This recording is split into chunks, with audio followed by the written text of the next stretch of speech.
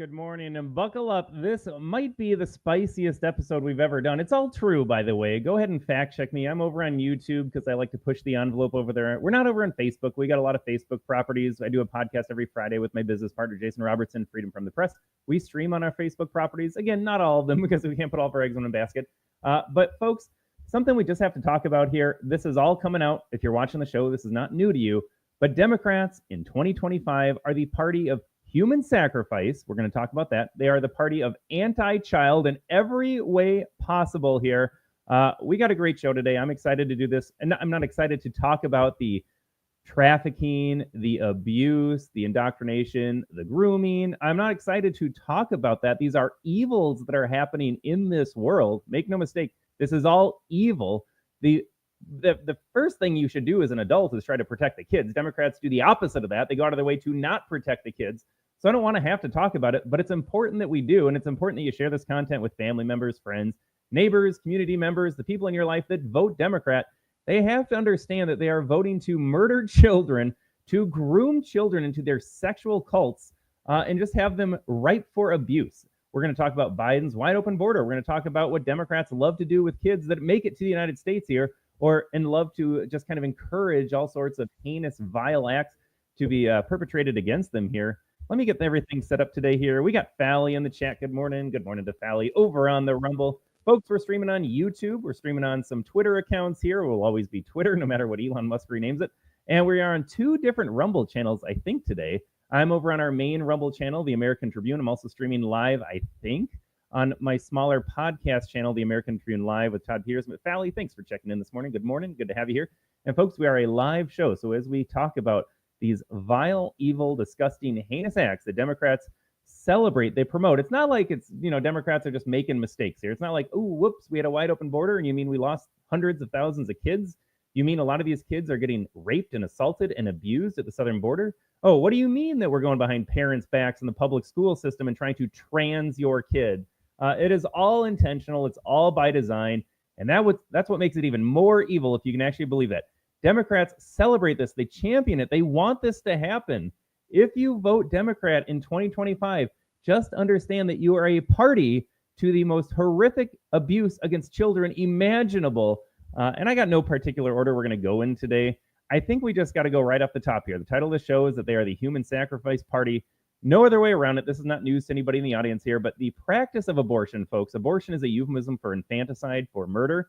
Democrats support it. Where I live in Minnesota, Tim Walz signed legislation. They updated legislation in 2022 when Democrats took control of the governor's office, the House, and the Senate. They had the trifecta in the state. Democrats completely controlled the state between 2022 and 2024.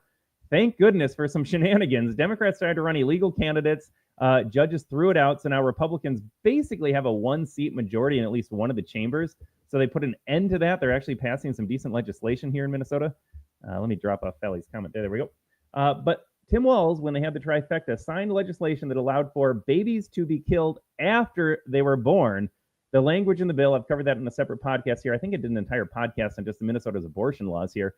It said they just needed to make the child comfortable. It did not mandate that doctors try to save the baby, provide for the baby's well-being. They just said it had to be comfortable in its last few breaths. So what that means is, up to interpretation, you could put a blanket on the baby and refuse to feed it, refuse to give it care. It could be crying for its mother, and the mother is saying, no, I don't want it. It's an inconvenience right now. I'm trying to build a career, so I'm going to let that baby die on the table.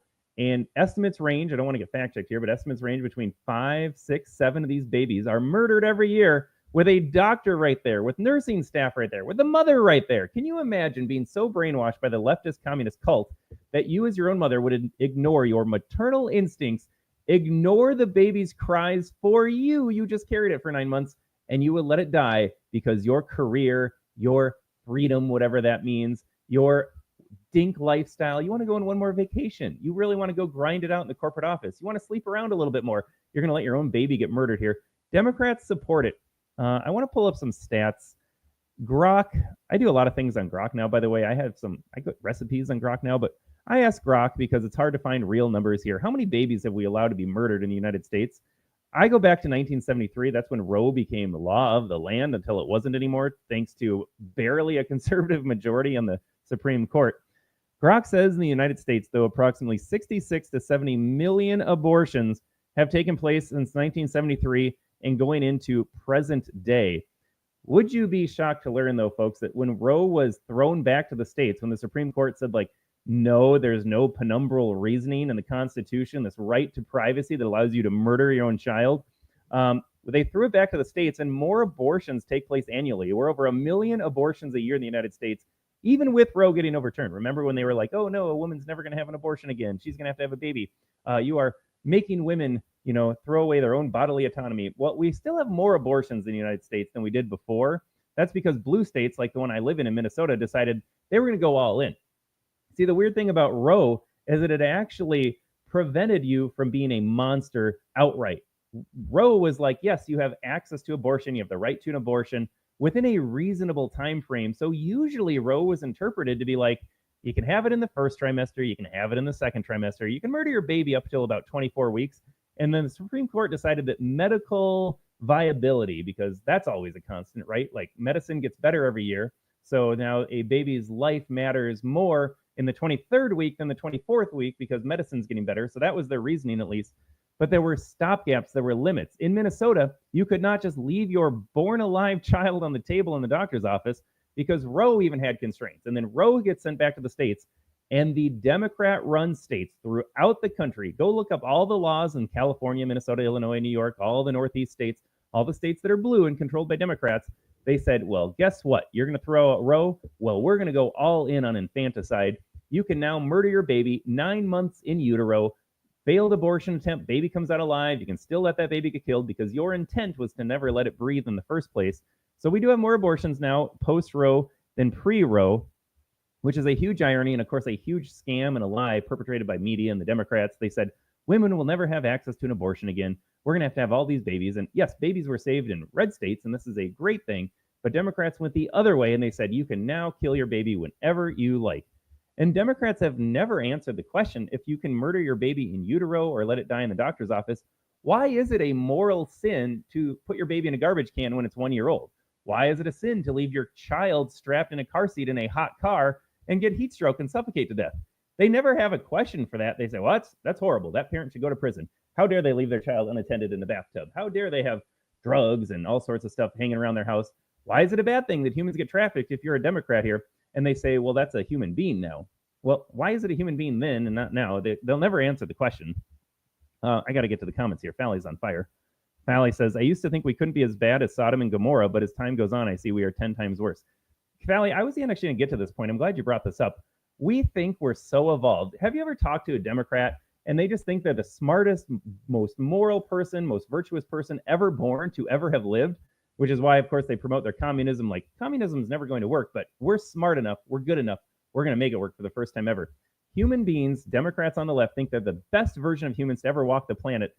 Turns out we are not. Turns out Democrats are just as unevolved as ancestors stretching back hundreds of thousands of years. We look at the Aztec society that would just rip your heart out on the top of the temple and throw your heart down or kick your dead body down the stairs, or you might be alive when you're rolling down the stairs. All these cultures around the world, the people that practice paganism and child sacrifice, make the sun come up, we think we're so much better than them. Democrats are worse than them because now we do know better, and they still practice human sacrifice the same way ancestors did thousands, if not tens of thousands, if not hundreds of thousands of years ago. They practice human sacrifice. They don't do it to make the sun come up every day, but they do it for often reasons equally as awful with that. No, Democrats are not more evolved. They are the most base level of human beings. It goes back to the Aztecs. We always point to that. That's bad. Goes back to the Maya. We think, oh, that's pretty awful here. Did you watch Mel Gibson's movie? No, Democrats practice human sacrifice.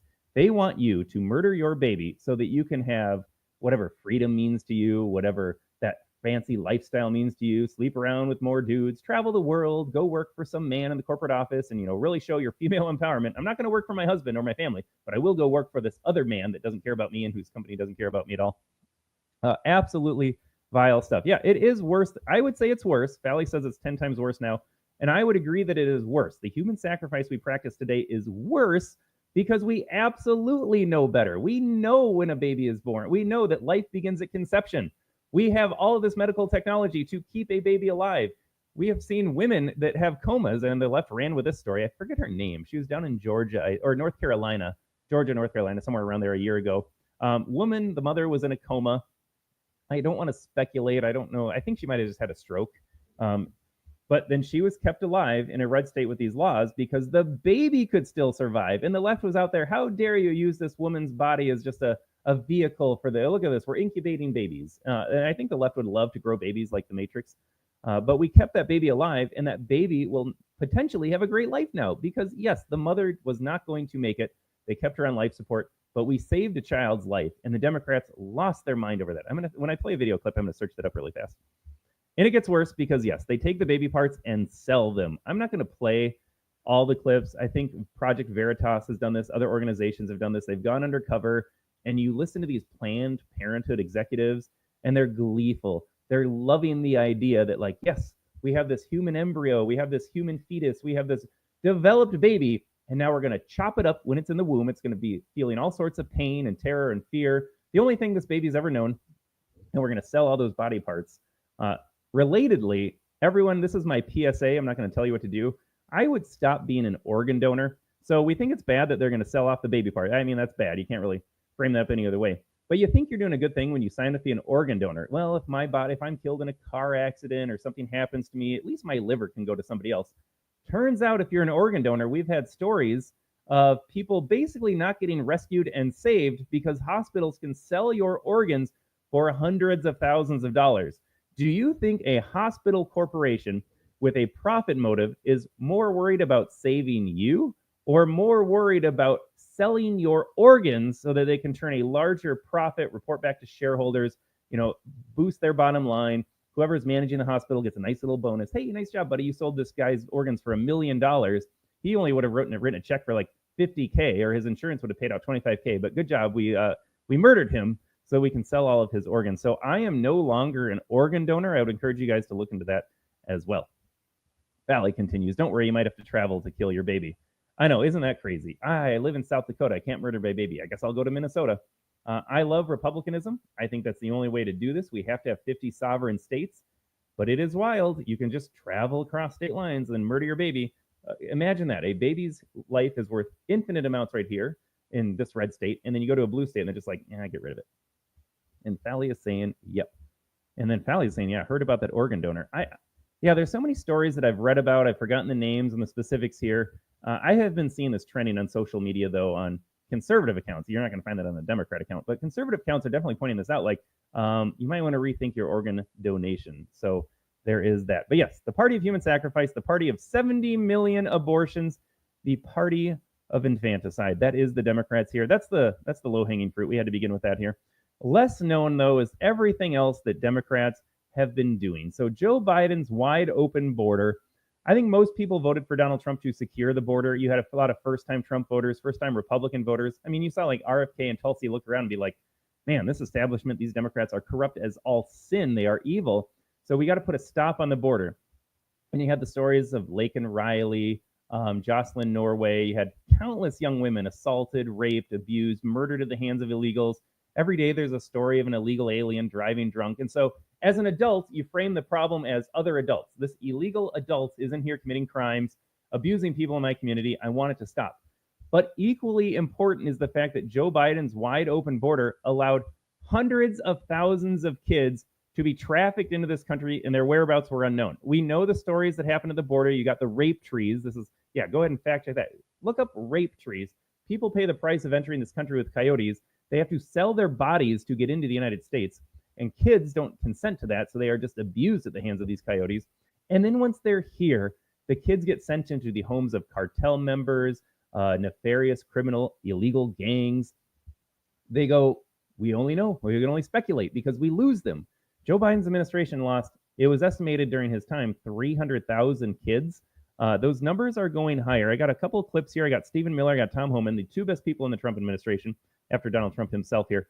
Listen to this. When you voted for Joe Biden, when you voted for Kamala Harris, when you voted for the wide open border, you were voting for child trafficking, child abuse. There is no other way to say that. I'm not mincing words. You literally voted for that. You voted for kids to get abused. You voted for them to get trafficked. You voted for them to get sexually assaulted. Let's take a listen to these guys right here. It's going to take a second, I think, to pop up the video.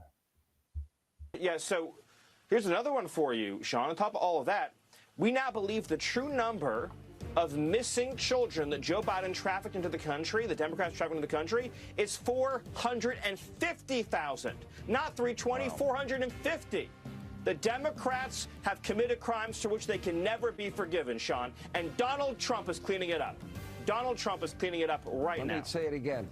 Stephen, they have blood on their hands. They'll have more blood on their hands. Every murder, every rape, every violent crime.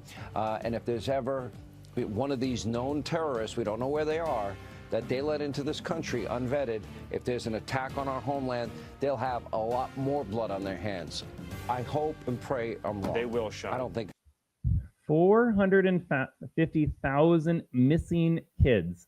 You can't even wrap your head around that. So where I live in Minneapolis, I think the city of Minneapolis is like 400,000.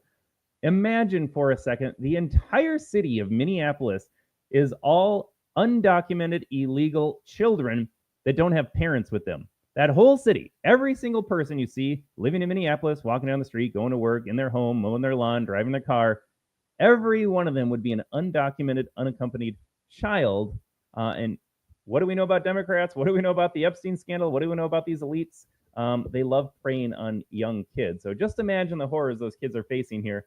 But good job, Democrats. You're a good person. You know what? You vote to steal someone else's money and get it redistributed. You will never donate your own resources, your own money, your own time to help anybody ever. This is what Democrats do. But they feel good about themselves for voting to have it stolen from somebody else. And along the way, they vote to have kids trafficked into the country into these horrific situations of abuse. Never let a Democrat voter tell you with a straight face that they're a better person than you. They voted for child trafficking to the tune of 450,000 missing kids. This doesn't even include the kids whose whereabouts we do know and the situations we do know about. These people are evil. They are sick, demonic, and evil. I got a Homan clip as well here. Let's pop up Tom Homan. So they're celebrating the fact that they've rescued 13,000 of these kids so far, which is fantastic. If you're one of the 13,000 kids, you're like, thank God for Donald Trump for rescuing me. That is just a drop in the bucket, though, for all the missing kids. Add one thing that you won't hear in the media, and I've been pushing it, and no one's covering it. Okay. The last administration released 500,000 children came to this country, separated from their families, put in the hands of criminal cartels to be trafficked into this country. The last administration lost track of 300,000, couldn't find, or they weren't returning phone calls, weren't when they checked up on them, they just weren't there. So President Trump committed, we're going to find every one of these children. And I've said many times, many of these children will be with family, they'll be safe. They just left because they don't want to go home. Some are going to be in forced labor, some are going to be in forced sex trafficking. Guaranteed, because my 40 years, that's what I know is going on. We've already found 13,000 of these kids, over 13,000 of these kids. And we got over, the sponsors, we got 40 criminal prosecutions going on. Some of these children were in trafficking. They were either labor or sex. Many of these children were safe. But we already found over 13,000 of them, and we're not going to rest till we find every one of them. Yeah, no, to be fair here, I'm going to qualify my statement here. Tom Homan even says it himself. Just because they are missing right now, it doesn't necessarily mean they're in an awful situation. It could be that they're not returning a phone call, they're not checking in. They're illegal, so why are they going to contact the authorities? But that is not an excuse for what happened. I don't care if every single one of these kids is actually safe and accounted for. They just don't want to report themselves to the authority figures because, Donald Trump's in office and they're going to deport us if we find out. The fact remains that they're unaccounted for, and that means anything could be happening to these children. Also, why are we allowing kids to go missing? Wouldn't it be our responsibility? Remember when AOC was crying at the border, kids in cages, she's down there staging her photo op in the parking lot. AOC really cared about kids getting trapped in cages. Do you know what I haven't seen AOC cry about? Kids that aren't in cages and might be in some drug house or abuse house, or might be unknown. We don't know where they are. AOC is not crying about all the missing kids, the unaccounted for kids. The kids are getting actually sexually assaulted by disgusting, evil men. She's crying about the ones that are safe in cages so we can verify parental status, verify a safe release for them. But she's not crying about the ones that are actually getting abused. What does that tell you about AOC? And he referenced the fact that we're not in contact with them. Folks, this one blew me away as well. Did you know that because Joe Biden and Democrats are such good people, they set up a hotline? Now, they're going to release these kids, these unaccompanied minors. They're just going to release a kid with an adult because that sounds good enough. We can't do the mean kids in cages thing. They set up a hotline to solve all the world's problems. That's okay, Minor. If you are in a bind, just go ahead and call the Biden administration and we'll send help. Listen to this clip right here. This is former Navy SEAL Eli Crane. Interview. This was a fantastic hearing, by the way. I think Fally is referencing a clip from that as well. The sick part is the USA is the #1 consumer of child trafficking. There was another moment in the hearing that I'm about to play where another one of the GOP witnesses just flat out said, we are the #1 country for child trafficking in the world. #1 in the world for child trafficking. And is that a surprise to you when you allow 450,000, up to 450,000 kids to just go missing? But listen to this exchange right here. Biden had a hotline. Kids used the hotline. And I hope you're sitting down for this, folks. Nobody answered the phone. That the Biden administration, while they were letting all of these unaccompanied minors into the country, and as we've talked about today, they weren't keeping track of them, they issued these kids a hotline that they could call. If they had trouble with the sponsor family that they were put with, and you're saying that 65,000 calls to this hotline designated to protect these kids went unanswered? Is that what you're telling this committee? Yes, sir. Wow. 65,000 phone calls of a child maybe calling for actual help, like, help, I just got sexually assaulted by this sponsor family that I'm with. We're just releasing kids to sponsor families.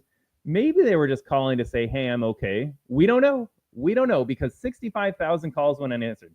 This is the Biden administration that had the funding for 87,000 new IRS agents, had hundreds of billions of dollars for their effort in Ukraine. There was no amount of money that they couldn't drag up. Joe Biden spent $6 trillion to reduce inflation, because we all know that spending $6 trillion of printed money reduces inflation. They had money for everything. Apparently, they didn't have money for some staffers to answer phone calls of children placed with sponsor adults. That's it. That's all we know. That is all we know. Again, we're all 65,000 sexually abused. I don't know, but the possibility is there. And we got to check in too with Francis. Francis is saying hola, hola from the southern border here. We're all going to be saying hola soon if Democrats ever get back in power and we naturalize these citizens, naturalize these illegals rather, and they vote for more of their compatriots to come across the border here. But Francis, thanks for checking in today. Thanks for watching the show. This is astounding, folks. A hotline designated for kids. A hotline for unaccompanied minors that were placed with sponsor families. And we decided not to pick up the phone. Pure evil. Again, pure evil. Democrats are the party of human sacrifice and they are anti-child. Do you actually think Joe Biden or Alejandro Mayorkas or anyone in the Democrat Party cared what happened to the kids? They want illegals here so that they can be counted in the census. As of right now, Trump and MTG are trying to send a bill. MTG introduced a bill to say only Americans count in the census, which means only American citizens are considered when you are voting for representatives in Congress, when you are running a presidential campaign, you're trying to pick up 50 electoral college votes in California, however, 45 in Texas. I don't even know the numbers here. Right now, illegals count for that.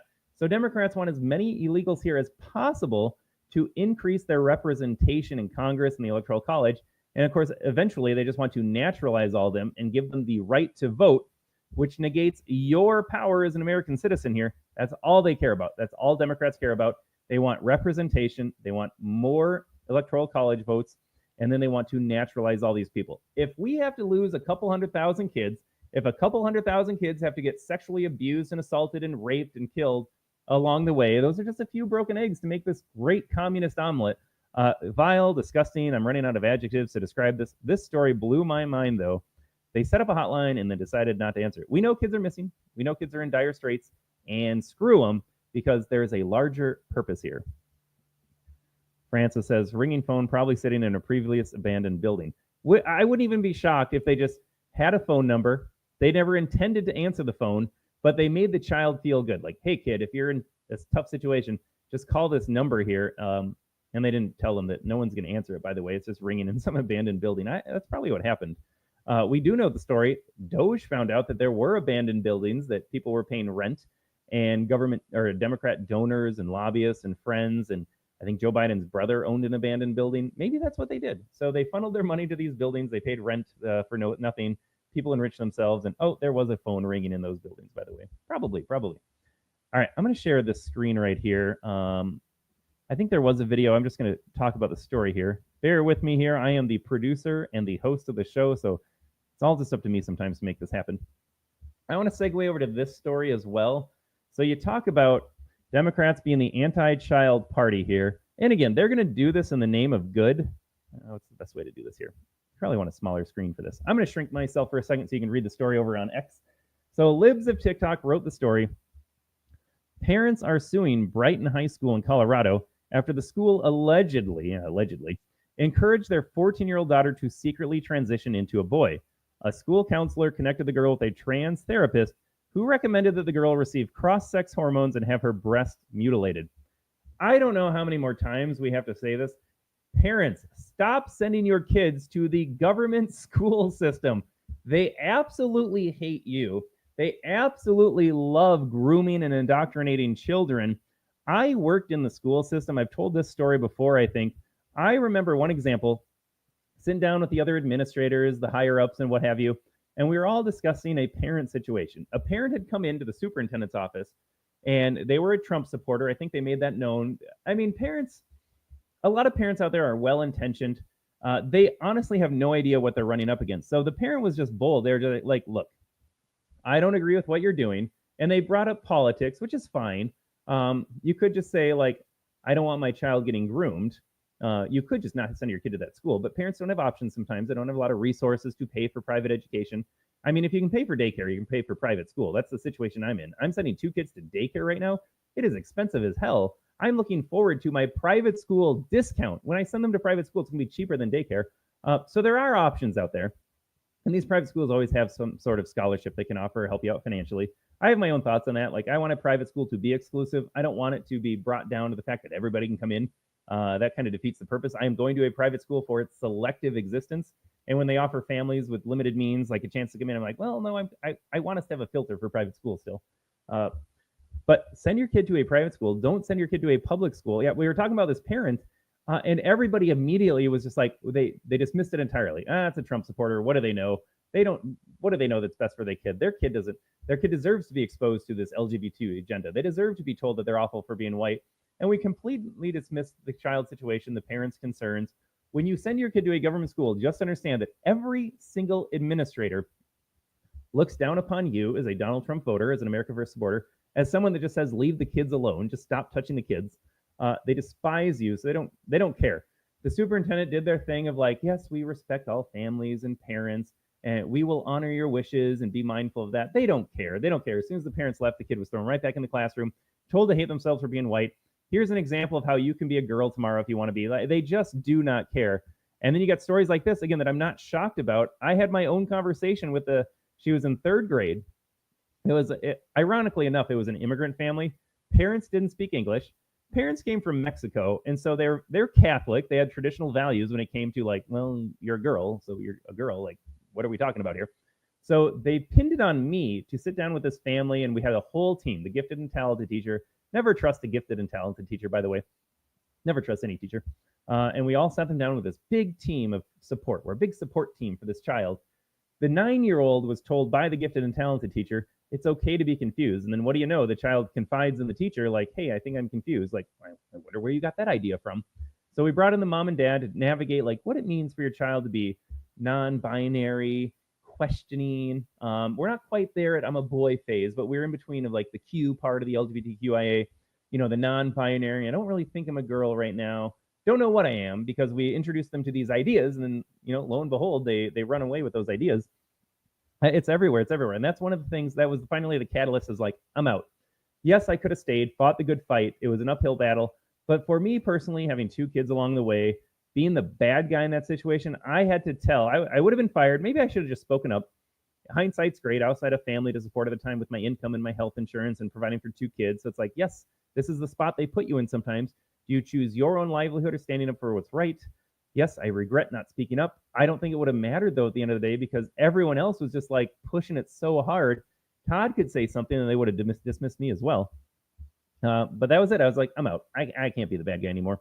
Never been happier at the American Tribune. Folks, you can check out theamericantribune.com, theamericantribune.news. We got Facebook pages, the American Tribune. We're everywhere now. We got a couple different podcasts that we do. But yes, this school, the administrators convinced this 14-year-old, not only is it a good thing that you're questioning your identity, let us help you and go behind your parents' back and give you cross-sex hormones and have their breasts mutilated. Kamala Harris, when she was AG of California, supported this as well across the entire state. Parents need to understand what is happening no matter where you are. Colorado is a blue state. Minnesota, where I live, is a blue state. But if you're an administrator, a teacher, even in a red state, you still go through the same indoctrination in college and higher education. You still get filtered and screened in the application and hiring process. These people look out for themselves better than anybody. If you want to be an administrator in a government school system, you have to say the right things. You have to believe the right things. I was really good at lying about it. That's how I became an assistant principal at a young age as a white guy. I was the last person they wanted to hire, but I was really good at what I did. But this story is frightening here. They hate parents. They hate your autonomy. And Minnesota's trying to get rid of private schools altogether right now. They hate the fact that parents have options to flee from their indoctrination grooming centers. This is, yeah, Francis is saying waste of time. I probably wasted time talking to administrators, waste of time being an administrator. Just get out. Just get out. You got to start your own society here. But just an awful story. Anti-child. They hate kids so much. They hate parents so much. They will groom them behind your back and recommend that your breasts get mutilated as a 14-year-old. And will they ever feel bad when that 14-year-old grows up and regrets horribly what they did to their body? And that 14-year-old directs their ire at the school officials that put her through that? No, they'll never apologize. They'll never feel bad. They'll move on to the next victim. All right, where are we moving next here? We got so much to talk about. I think we had this video right here. So let's go back here. We're going to back up a little bit to unaccompanied minors. When Democrats defend unaccompanied minors, yes, they want them raped and abused. They also want them to work on pot farms. Do you guys remember this story? Gavin Newsom, Democrats, they all framed it this way. They said, oh no, Donald Trump's going after kids on pot farms. He's sending his mean ICE agents. And we're all there like, wait a second. You have unaccompanied minors working on pot farms and you're trying to make me the bad guy. Here's that video clip from a couple weeks ago.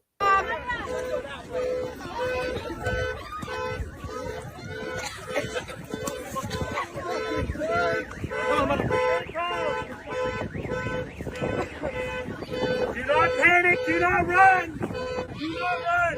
Stay calm!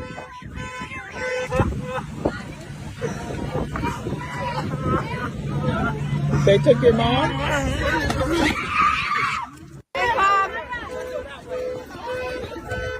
Oh, there go the little tykes. Look at them go. Maybe that's mom. Maybe that's their sponsor. Maybe they tried to call the hotline and be like, help Joe Biden. I'm working on a pot farm. But this right here, folks, kids working on a pot farm, and Democrats were trying to tell you you're the bad guy for rescuing them from that situation. And yes, by rescue, I mean deport. They can go back home with their families and not work on a pot farm.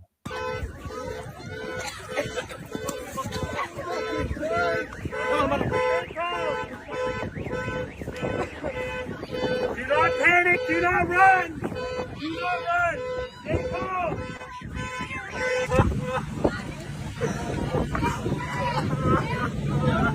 They took your mom?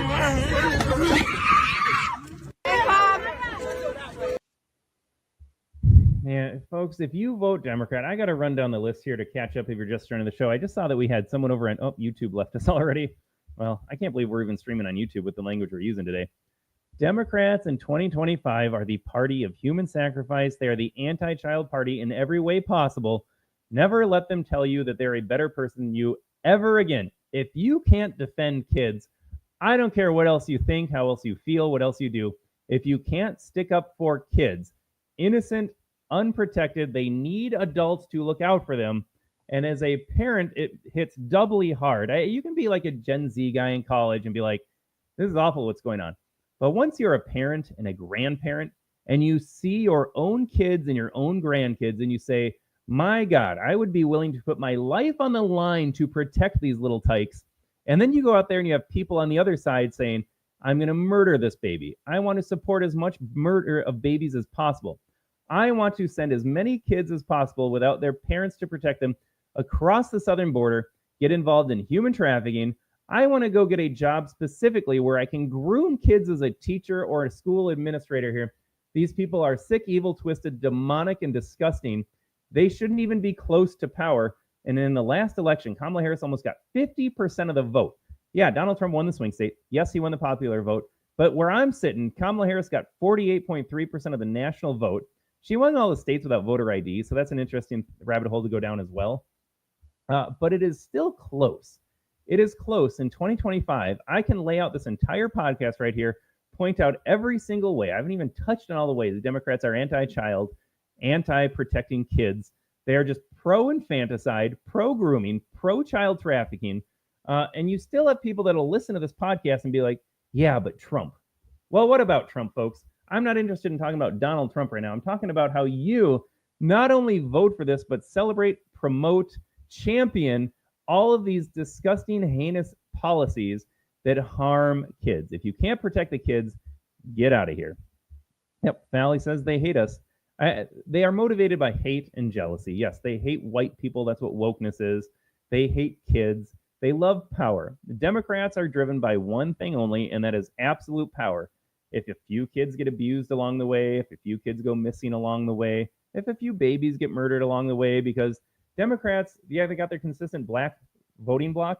They also have the consistent single women voting bloc on the issue of abortion only. I think exit polling showed in 2024 that the most important issue for single women in America was the right to murder their baby, not the border, not the war in Ukraine, not the economy, not their taxation, not the crime in their communities, not anything else. Women were motivated more than anything else. Single women voters, if you look at the polls, and I believe polls in this case, I don't believe polls all the time. I believe this one. Women went to the polls based on who is going to let me murder my child. I am not advocating for the repeal of the 19th. My position is very simple. I don't think most people should be allowed to vote. You could point to women saying, I'm going to vote on abortion and the autonomy, the freedom to murder my baby. I mean, bodily autonomy works really well with abortion. And then suddenly you're like, well, I don't want to get an injection. And they're like, what do you mean bodily autonomy? It's for the good of the community here. Yeah, Ken is hopping in the chat here. I was just going to touch on that too, Ken. Ironic that Dems are against the death penalty, except for the unborn. It's always the inverse. Ken, the rule, you have to understand that Dems are the inverse of morality, and they always side with the cruel. If you are kind to the cruel, you're a cruel to the kind. Anti-death penalty, because it's, holding bad people accountable, but supporting abortion, which is holding the innocent accountable. That's why they release violent criminals every day, but will lock you up for posting a meme. It is always the inverse when it comes to Democrats. Their morality, their worldview is the inverse of goodness and justice and truth and fairness and morality every single time. Every single time. I'm glad you brought that up there. Yep, Valley is agreeing with Ken over there. Ken, I'm glad you could join the show today. Thanks for tuning in. And I think somehow I'm streaming on both of our Rumble channels. I'm guessing Ken's over on the American Tribune channel, but I figured it out, folks. I think we're on both Rumble channels here. But again, yeah, I got to hammer this point home. Ken, I'm really glad you said this. I was going on my little rant there about Democrats. If you vote Democrat in 2025, there is no good policy. I wish I was on Facebook because I used to get some good Facebook trolling. Jason and I do on Fridays. I always ask Democrat voters to name one single policy that they have. One single thing hosted by Democrats that does good for the individual, that is righteous, that is moral, that is just, that is good for society. There's not a single thing Democrats stand for in 2025 that is good. Not a single thing. And I always ask Democrat voters, can you explain to me why you support Democrats in general, but can you even point to one thing that they do that's good? And I've never gotten an answer to that. And that's because they can't answer that. They have been so brainwashed to hate Donald Trump. You see a Sydney Sweeney ad, and suddenly that's fascism because you have one white girl promoted. And she's not even attractive, by the way. That's the crazy thing about the Sydney Sweeney story. Like, not even attractive, but she's white and skinny. And that goes against everything they want. They want just fat, obese, trans, paraplegic, featured in their Calvin Klein, Abercrombie ads. We got one gal, and suddenly it's fascism. Francis over there saying abortion liberals problems amazing since the pink hairs are so beautiful. Yeah, it's all wild. It is all wild, folks. All right, we are going to cut the show off a little bit early today. I'm getting fired up about this stuff. I had to get this off my chest. This was one of those cathartic episodes. We were doing some stories on the AmericanTribune.com today, and one of the videos that I didn't play, though, was about how Donald Trump's administration has already arrested more sex offenders in his first 6 months than Joe Biden did in any year. Donald Trump going after the bad guys, and to Ken's point, Dems are always against what is good. They are always promoting what is evil. Joe Biden, these guys knew. They all have the same data to work off of. They knew where the sex offenders were. They knew where the illegals were. They didn't want to go after them. They wanted to lock Graham up for praying at an abortion center. They wanted to lock you up for questioning the stolen 2020 election. But they will let all the criminals loose all day long. That is what a narco tyranny is. They'll let BLM burn down city streets, but as soon as you go peacefully protest for Donald Trump, You're a threat to America. You're a domestic terrorist every single time. But the point of the show, Democrats are the human sacrifice anti-child party. There is no debating that issue. I would welcome someone in the comments here to call me out, and I would love for them to provide evidence against that. They can't and they won't, though. This is where we are. Democrats practice human sacrifice. Democrats hate children. They will use them. They will abuse them to attain power, and that's all this is. Oh, Sally says they're at Joe Biden's house. Yeah, Ashley Biden could say something about that in the shower, too. But with that being said, folks, we are getting out of here. I appreciate you tuning into the show today. We had Fally, we had Francis, we had Ken join in a little bit later here. If you're watching the show and didn't comment, I appreciate you watching here. I love to see names. I love to see the comments from the audience here. That's why I do a live show every Tuesday and Thursday, 9:30, 9:15, 9 o'clock. We always mix it up a little bit. Got to keep you on your feet. But I am back tomorrow with Jason Robertson on Freedom from the Press. That is a hard start at 10 a.m. Central, 11 a.m. Eastern. Freedom from the Press podcast. We'll be on YouTube. We'll be on X. We'll be on our Rumble channel. We'll be over on some Facebook channels as well. Love getting the Facebook comments here. Until then, folks, have a great rest of your Thursday. Hope to see you back tomorrow at Friday for Freedom from the Press. It's our favorite hour of the week. And when we go Rumble only, like we say, this is not hyperbole. It is our favorite half hour of the week. But Fally, have a fantastic day yourself. Thanks for tuning in today. We are getting out of here, folks. We'll catch you tomorrow.